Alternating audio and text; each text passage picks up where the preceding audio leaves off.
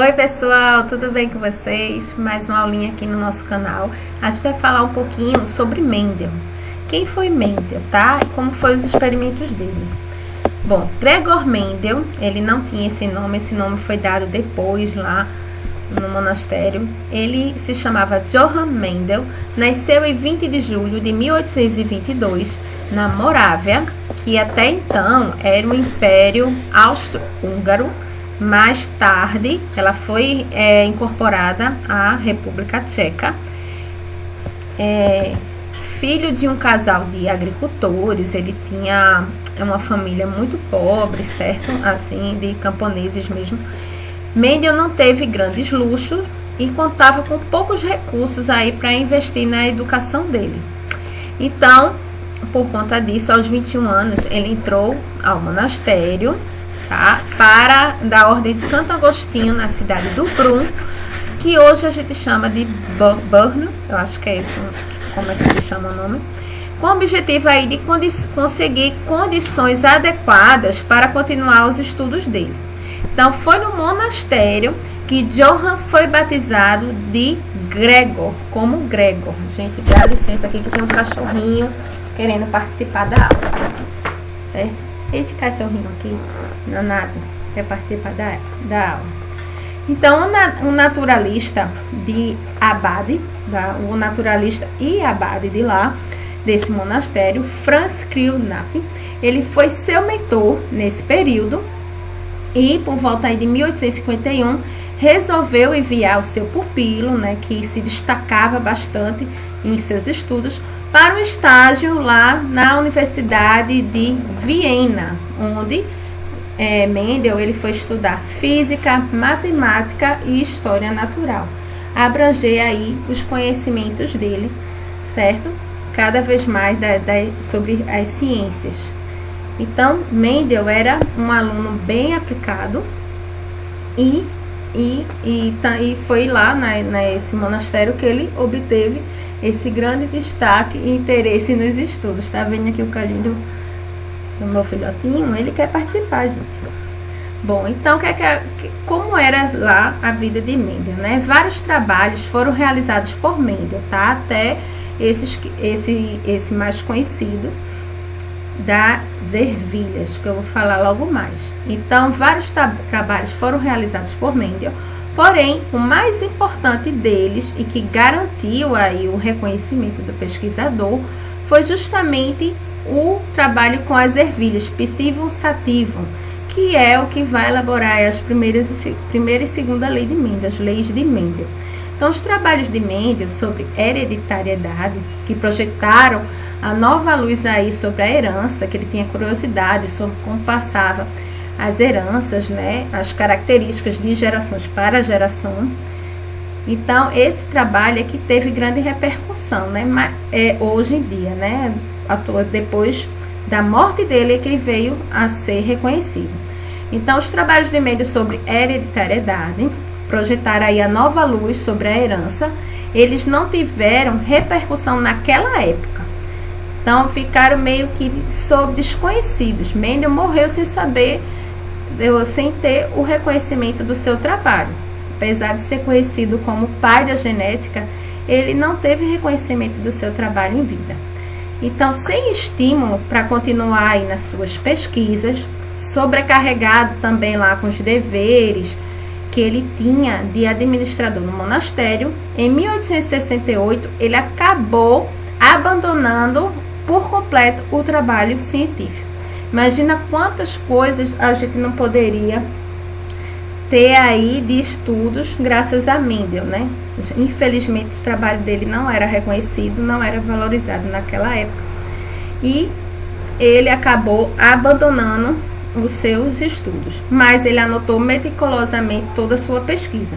Então, apesar de ser um trabalho amplamente conhecido nos dias atuais, seu reconhecimento ele só ocorreu após 35 anos de sua publicação, quando pesquisadores, tá, como Hugo Vries, que tem aqui, né, como está aqui na imagem, Hugo Vries, Carl Correns e Eric, independentemente, eles redescobriram o estudo tá, de Mendel, ao procurar aí bibliografias para apoiar as próprias pesquisas deles de hereditariedade.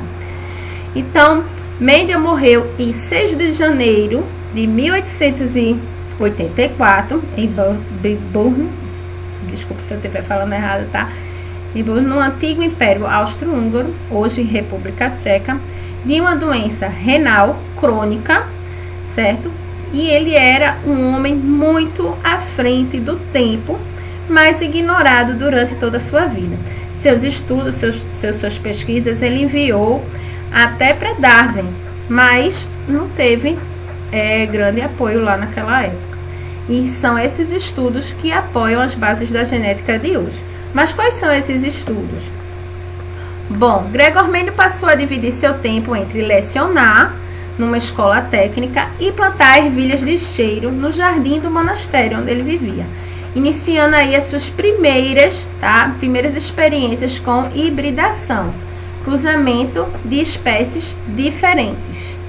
Então, nos seus trabalhos, o pesquisador analisou aí, deixa eu colocar esse cachorrinho aqui. Tchau. Nos seus trabalhos, o pesquisador analisou 7 características da planta. Então, ele escolheu essa ervilha porque ela tinha características contrastantes. Ele conseguia observar aí a cor da flor, a cor da ervilha, o formato da ervilha. Ela também permitia que, além de ter um fácil cultivo, ele poderia observar várias gerações em um curto período de tempo. Então, ele analisou 7 características dessa planta, como a forma da semente, a cor da semente, a forma da vagem, a cor da vagem, a altura, a cor da flor e a posição da flor na planta. Mendel realizou cruzamentos e analisou os descendentes de maneira muito cuidadosa, seguindo aí critérios bem científicos.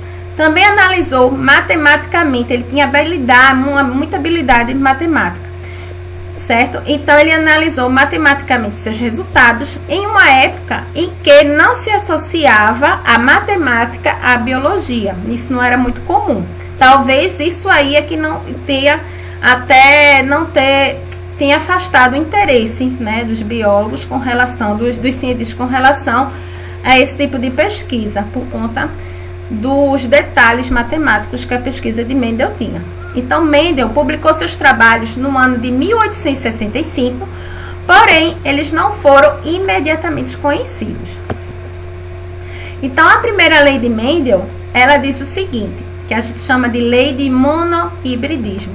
Então, ela foi um resultado do cruzamento com ervilhas durante gerações sucessivas, para ele observar essas gerações.